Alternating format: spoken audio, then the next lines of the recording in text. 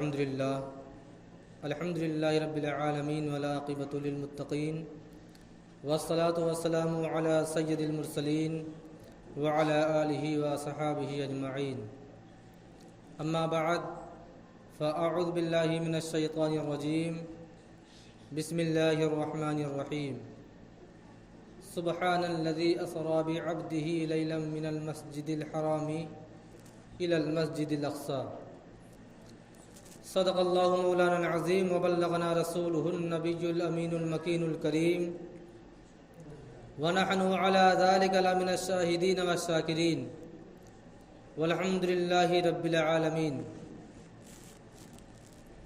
محترم سامعین، آئیے کچھ عرض و معروض سے قبل آقائے نامدار مدینے کے تاجدار جناب روح فدا محمد عربی صلی اللہ تعالی علیہ وسلم کی بارگاہ بیکس پناہ میں درود و سلام کی ڈالی نچھاور کریں اور پڑھیں بآواز بلند اللہم صلی علی سیدنا شفیعنا حبیبنا کریمنا مولانا محمد وبارک وسلم صلاۃ و سلام علیک یا رسول اللہ صلی اللہ تعالی علیہ وسلم۔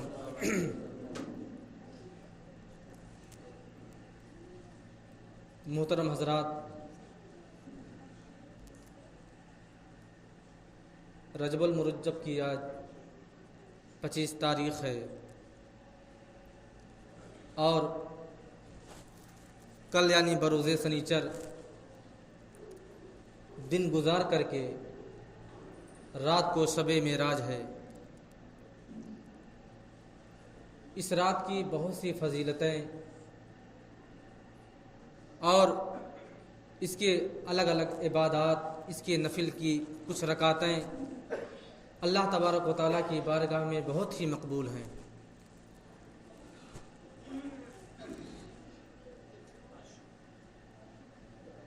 پچھلے جمعہ کو بتایا تھا کہ معراج النبی، معجزہ معراج اللہ تبارک و تعالیٰ نے آپ کو عطا کیا، تو اس وقت کے لوگ رہے ہوں یا اب کے وقت کے لوگ، ابھی بھی بہت سے لوگ کہتے ہیں کہ نبی کو معراج جو ہوئی وہ جسمانی طور پر نہیں، روحانی طور پر ہوئی، خام میں ہوا۔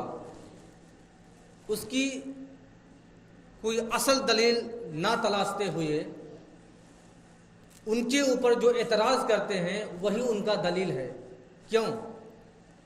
کیونکہ آپ خود ہی مشاہدہ کریں، پچھلے جمعہ کو بتایا تھا کہ سب سے پہلے ابو جہل نے اعتراض کیا تھا کہ کیسے ہو سکتا ہے، کیسے ممکن ہے کہ رات کے مختصر سے حصے میں آپ جنت و دوزخ، ساتوں آسمان، مسجد حرام، مسجد اقصی، سب تمام چیزوں کی سیر ممکن نہیں لگتا، لیکن میرے محبوب سے تو کچھ بھی ممکن ہو سکتا ہے، کیونکہ اللہ تبارک و تعالیٰ کی رضا جہاں موجود ہو اس رضا میں تو ہر چیز ممکن ہی ممکن نظر آنا چاہیے۔ بہرحال اعتراض ہوتا ہے کہ خام میں ہوا۔ اب اگر خام میں ہوا ہوتا تو اعتراض کی تو کوئی بات ہی نہ ہوتی، کیونکہ اگر آپ، ہم ہوئے یا آپ ہوئے، کوئی بھی انسان ہوا، اگر رات کو سو کر کے صبح اٹھ کے آپ کسی کے سامنے اپنے خواب کو آپ بیان کریں گے، مثلا آپ یہ کہیں کہ میں رات میں اتفاق سے اللہ کے فضل سے میں نے خواب میں دیکھا کہ میں عمرے پہ تشریف لے گیا ہوں، وہاں میں نے خانہ کعبہ کی زیارت کی، طواف خانہ کعبہ کیا، روضہ منورہ کی زیارت کی، وہاں سے بغداد گیا، وہاں بھی زیارت کی، وہاں سے میں نجف گیا، حضرت علی مولا علی کے مزار کی بھی زیارت کی، آپ کے اوپر کوئی اعتراض نہیں کرے گا۔ خواب ہے نا، آپ اپنے خواب کو کسی طریقے سے کوئی بھی خواب بیان کر دیجئے، اس خواب پر کوئی بھی انسان، کوئی بھی آدمی آپ کے خواب پر اعتراض نہیں کرے گا کہ نہیں ارے ایسے کیسے ہو سکتا ہے، آپ نے ایسے خواب دیکھ لیا، آپ نے تو خواب میں حج کر لیا، ایسے کیسے خواب دیکھ سکتے ہیں؟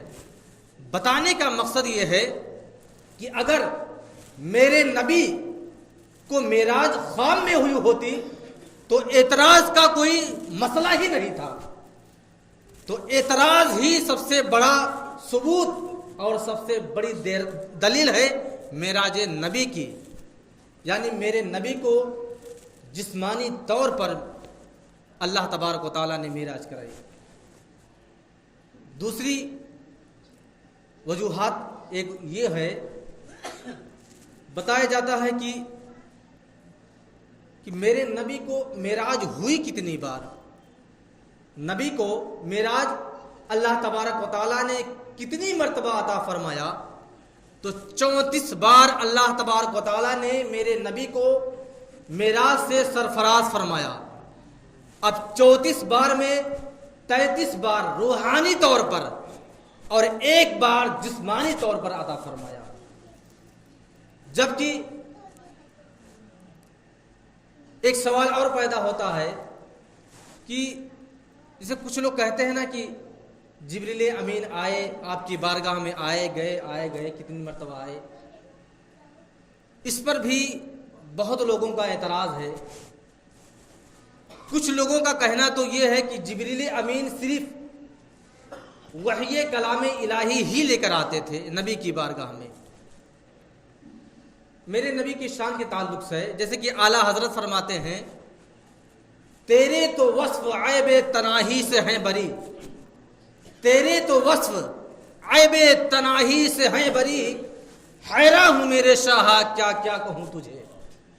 کس پر اعلیٰ حضرت نے فرمایا ہے کہ اللہ تبارک و تعالیٰ جب کسی کو شان عطا فرماتا ہے، شان، چاہے وہ اس کے نبی ہوں یا اس کے اولیاء ہوں یا اس کے کوئی مخصوص بندے ہوں، اللہ تبارک و تعالیٰ جب اپنے کسی مخصوص بندے کو شانوں سے نوازتا ہے، شان عطا فرماتا ہے، اپنا فضل ان پر عطا فرماتا ہے، اور اگر وہ گنتی میں آ جائیں، شمار میں آ جائیں کہ اللہ تبارک و تعالیٰ نے اپنے فلاں ولی کو، اپنے فلاں مخصوص بندے کو اتنی شانیں عطا فرمائی ہیں، گنتی میں آ جائیں، شمار میں آ جائیں، تو وہ بھی عیب سے خالی نہیں ہوتا.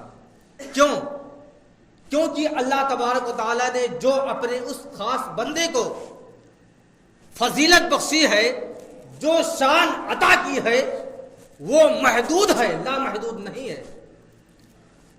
تو محدود ہو جانا، گنتی میں آ جانا، اس کا شمار ہو جانا، اس شان کی شمار ہو جانا، یہ بھی ایک عیب ہوتا ہے. لیکن اللہ تبارک و تعالیٰ نے جب میرے نبی کو شان عطا فرمایا تو لامحدود کر دیا. اسی پر اعلیٰ حضرت نے فرمایا، تیرے تو وصف عیب تناہی سے ہے بری، حیران ہوں میرے شاہ کیا کیا کہوں تجھے. اعلیٰ حضرت نے اس کی ترجمانی فرما دی کہ اللہ تبارک و تعالیٰ نے اپنے محبوب کو، میرے نبی کو اتنی شانیں عطا فرمائی کہ لامحدود ہو گیا، اس کو کوئی شمار ہی نہیں کر سکتا. یعنی شان بھی عطا فرمائی تو لامحدود، خوبصورتی عطا فرمائی تو لامحدود. اور جبریل امین کتنی مرتبہ آپ کی بارگاہ میں حاضر ہوئے؟ بہت لوگوں کا اعتراض ہوتا ہے کہ صرف قرآن شریف کی آیتیں ہی لے کر آتے تھے، جبکہ قرآن شریف میں کم و بیش 6666 آیتیں ہیں. اور اس اعتبار سے اگر دیکھا جائے تو جبریل امین 6666 بار ان کو میرے نبی کی بارگاہ میں آنا چاہیے. حالانکہ قرآن کی بہت سی صورتیں ایک ساتھ نازل ہوئی ہیں، آیت در آیت نازل نہیں ہوئی. اگر اس طرح شمار کیا جائے تو گنتی جبریل امین کی میرے نبی کی بارگاہ میں آنے کی اور کم ہو جائے گی. لیکن جبریل امین اور بھی نبیوں کی بارگاہ میں تشریف لاتے رہے. کسی نبی کے پاس آپ 15 بار تشریف لائے، کسی نبی کی بارگاہ میں آپ 40 بار تشریف لائے، کسی نبی کی بارگاہ میں آپ 7 بار، کسی کے بارگاہ میں 4 بار. اسی طرح لیکن اللہ تبارک و تعالی نے جب میرے نبی کی شان کو اور بلند کرنا چاہا تو جبریل امین کو میرے نبی کی بارگاہ میں 26,000 مرتبہ بھیجا. اللہ تبارک و تعالیٰ نے کتنی مرتبہ؟ 26,000 مرتبہ میرے نبی کی بارگاہ میں اللہ تبارک و تعالیٰ نے جبریل امین کو بھیجا. یہ بھی اعتراض ختم ہو جاتا ہے. معراج کے واقعے پر ایک اعتراض یہ بھی کیا جاتا ہے کہ جبریل امین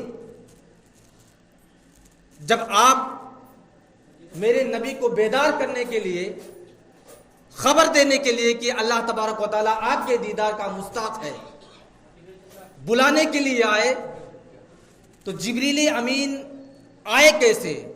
اندر سے تو دروازہ بند تھا. میرے نبی ایک چھوٹے سے کمرے میں آرام فرما تھے، محو خواب تھے. جبریل امین آئے کیسے؟ دروازہ کھلا نہیں تو گئے اندر کیسے؟ تو بتایا جاتا ہے کہ جبریل امین چھت کو پھاڑ کے کمرے کے اندر آئے. جبکہ چھت پھٹ جاتی تو جڑتا کیسے؟ اب اس اعتراض کا جواب بھی دیا جاتا ہے. فرشتے کے بارے میں بیان کیا جاتا ہے، جسم لطیف نوری یستعجل اشکالها مختلفا، یعنی اللہ تبارک و تعالی نے فرشتوں کے جسم کو لطیف بنایا ہے، لطیف نوری بنایا ہے، اور ان کو اللہ تبارک و تعالی نے یہ طاقت و قوت دی ہے کہ جس شکل میں چاہیں بدل سکتے ہیں اور جس شکل میں چاہیں اپنے آپ کو تبدیل کر سکتے ہیں. دنیاوی مثال لے لیجئے، آپ کسی بند چہار دیواری کمرے میں بند ہوں، شیشے کا دروازہ لگا ہو، بند ہو، پھر بھی اگر آپ کے کمرے کے بغل سے کوئی گاڑی گزرے گی اور وہ گاڑی سیٹی مارے گی تو آپ کے کانوں تک آواز آئے گی. جبکہ چاروں طرف سے چہار دیواری ہے، دروازہ بھی بند ہے، سیٹی کی آواز گھسی کیسے اندر آئی کیسے؟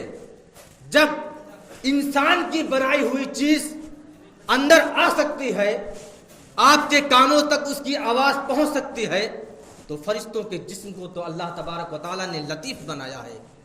جبکہ وہ سیٹی، وہ گاڑی کی آواز بھی ایک لطیف ہے. لطیف اس چیز کو کہتے ہیں کہ بغیر کسی سوراخ کے اس کے اندر حائل ہو جائے، اس کے اندر داخل ہو جائے. اسی طرح اللہ تبارک و تعالیٰ نے فرشتوں کے جسم کو لطیف بنایا ہے، نوری بنایا ہے. وہ جس جگہ سے چاہیں اندر جا سکتے ہیں، داخل ہو سکتے ہیں، ان کے لیے کوئی مشکل کام نہیں.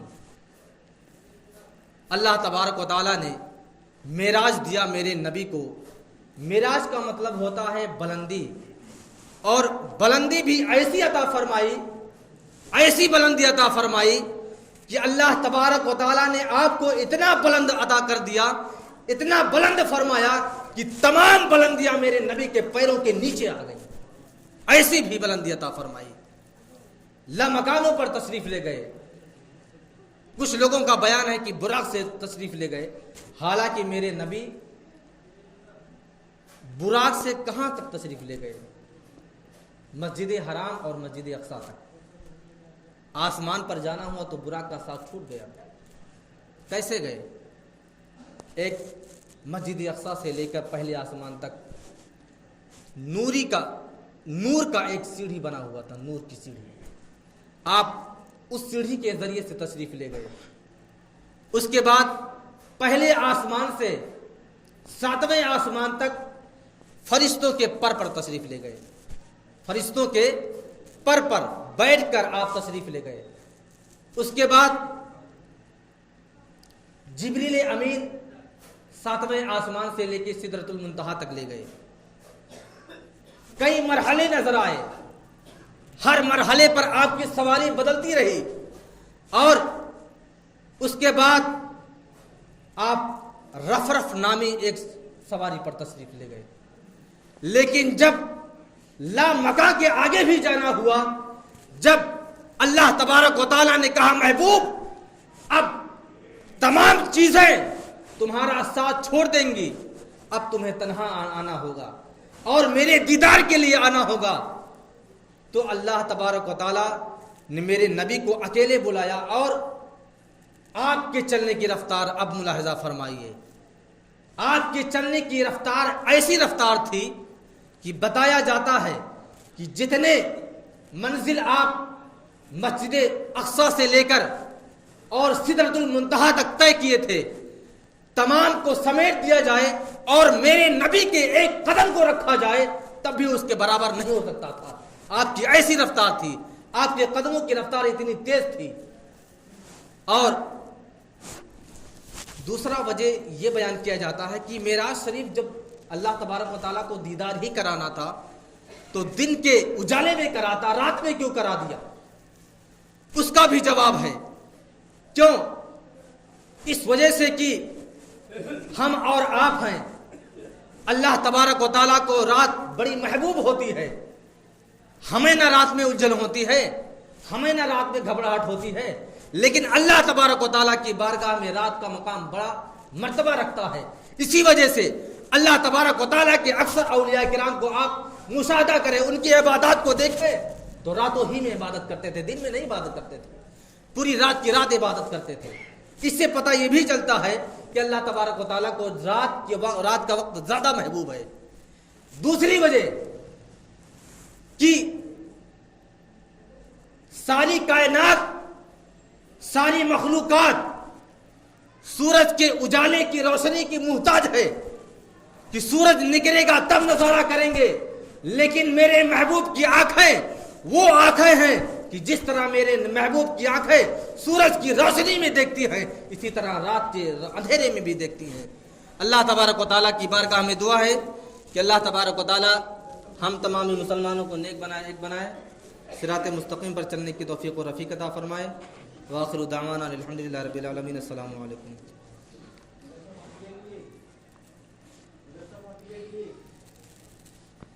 सालाना जलसा है मिसरौलिया में, भुअर शहीद कोट मिसरौलिया 19-20 फरवरी बरोज़ इतवार दोशंबा को मनाया जाएगा।